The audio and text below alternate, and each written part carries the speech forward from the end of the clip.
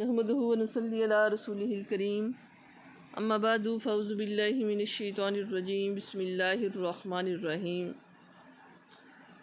आज मैं जिस मौज़ू पर गुफ्तगू करूँगी उसका अन्वान है इसाले सवाब। दुआ है कि अल्लाह ताला मुझे हक़ सच बोलने की तौफ़ीक़ अता फ़रमाए और हम सब को सीधे रास्ते पे चलने की तौफ़ीक़ अता फ़रमाए, उन लोगों के रास्ते पे चलने की तौफ़ीक़ अता फ़रमाए जिस पर उसका इनाम हुआ। मरने के बाद मुर्दों को फ़ायदा पहुँचाने वाले अमाल। इंसान की ज़िंदगी चंद रोज़ है। इस ज़िंदगी के अख्तिताम के बाद वो बरज़खी ज़िंदगी में कदम रखता है, जहाँ पर इंसान के किए हुए अमाल नेमत या अज़ाब की शक्ल में इसके सामने आते हैं। इस ज़िंदगी में कदम रखने के बाद इंसान नेक अमाल करने की हसरत के बावजूद कुछ भी नहीं कर सकेगा, लेकिन अल्लाह ताला का मोमिनों पर यह भी एहसान है कि इसने इन्हें सवाब पहुँचाने की इजाज़त दे रखी है, जिससे इन्हें कब्र में नेमतें मिलती हैं, दराजात बुलंद होते हैं और अज़ाब से राहत मिलती है। मैयत को सवाब पहुँचाने का मौजू जिंदों और फौत शुदगान सब के लिए अहम है।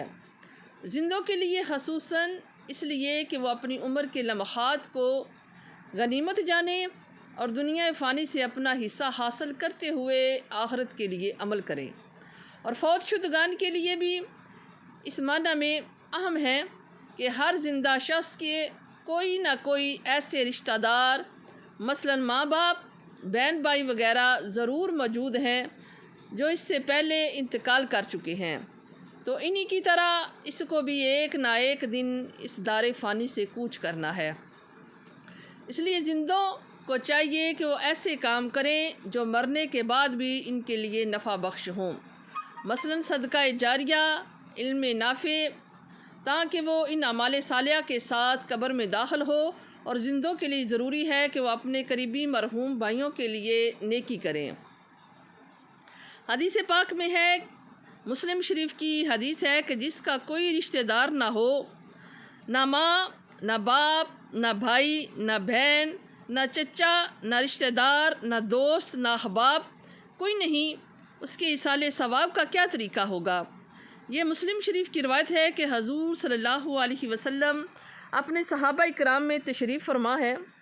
आपने पूछा, सहाबा, इंसान जब मर जाता है तो ये दाएं और बाएं के फरिश्ते कहाँ जाते हैं?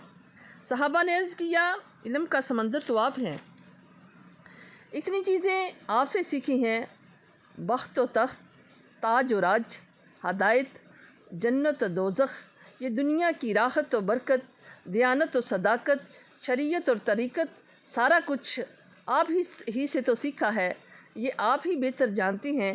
ये फ़रिश्ते कहाँ जाते हैं?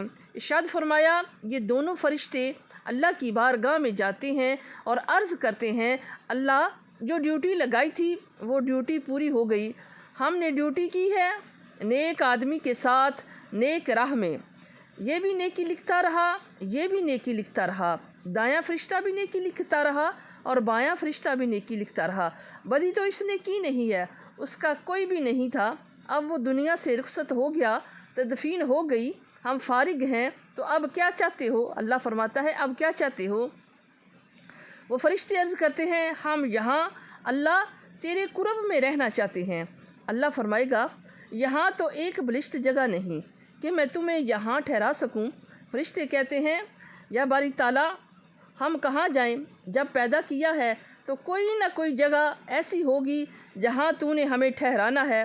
पहले कंधे पे ठहराया, वो कंधे चले गए हैं, अब कहाँ जाएं? अल्लाह ने फरमाया, नीचे जगह देखो। वो कहते हैं कि हमारी जगह नहीं, सातों आसमान पर जाओ। अल्लाह फरमाएगा कि सातवें आसमान पर जाओ। वो वहाँ भी सातवें आसमान पर जाएंगे, खला फ़िज़ापुर होगी, वो छान मारेंगे, अर्ज़ करते हैं कि अल्लाह एक बलिष्ठ जगह नहीं है, वो हर जगह मौजूद है, आसमानों में, खलाओं में कहीं भी जगह नहीं है, तो हम कहाँ जाएंगे?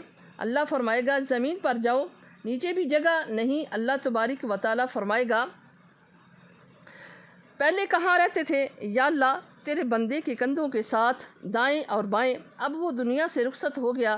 اللہ فرمائے گا اس نے میرے ساتھ وفا کی ہے، میں اس کی زندگی میں بھی اس کے ساتھ وفا کرتا رہا، اس کی جتنی زندگی جو گزر گئی وہ میرے ساتھ وفا کرتا رہا، اس نے وفا کا حق ادا کیا، اب میں اس کے مرنے کے بعد اس کا حق ادا کرنا چاہتا ہوں۔ باری تعالیٰ وہ کیسے؟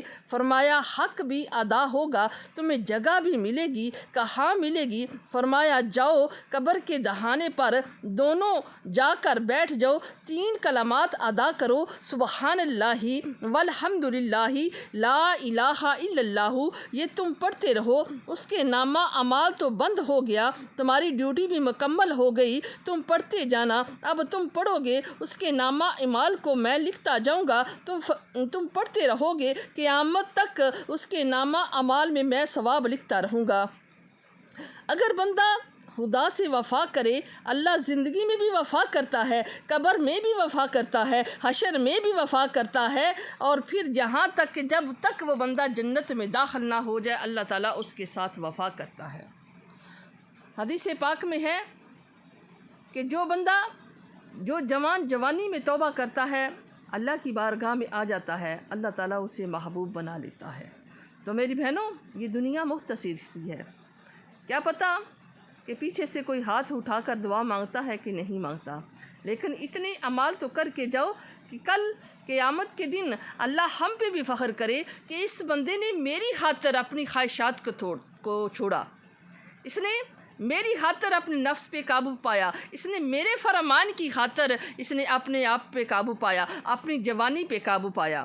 کل قیامت کے دن بروز حشر میرے آقا علیہ الصلاۃ والسلام اپنے امتی پہ فخر کریں، وہ یہ کہیں کہ دیکھو وہ میرا دیوانہ آ گیا ہے۔ یہ نہ ہو کہ جب ہم حضور کی بارگاہ میں جائیں، میرے آقا علیہ الصلاۃ والسلام کے سامنے ہمارے نامہ اعمال لکھے جائیں تو میرے آقا کھولے جائیں تو میرے آقا علیہ الصلاۃ والسلام انہیں دیکھ کے پریشان ہوں، بلکہ دیکھ کے خوش ہوں کہ دیکھو میرا امتی آ گیا ہے۔ اللہ کہے کہ وہ دیکھو میرا بندہ آ گیا ہے، آج مجھ سے دیدار کی طلب کرتا ہے۔ دعا ہے کہ اللہ تعالیٰ ہم سب کو اچھے اعمال کرنے کی توفیق عطا فرمائے۔ وما علینا الا البلاغ المبین۔ نحمدہ ونصلی علی رسولہ الکریم، اما بعد فاعوذ باللہ من الشیطان الرجیم، بسم اللہ الرحمن الرحیم۔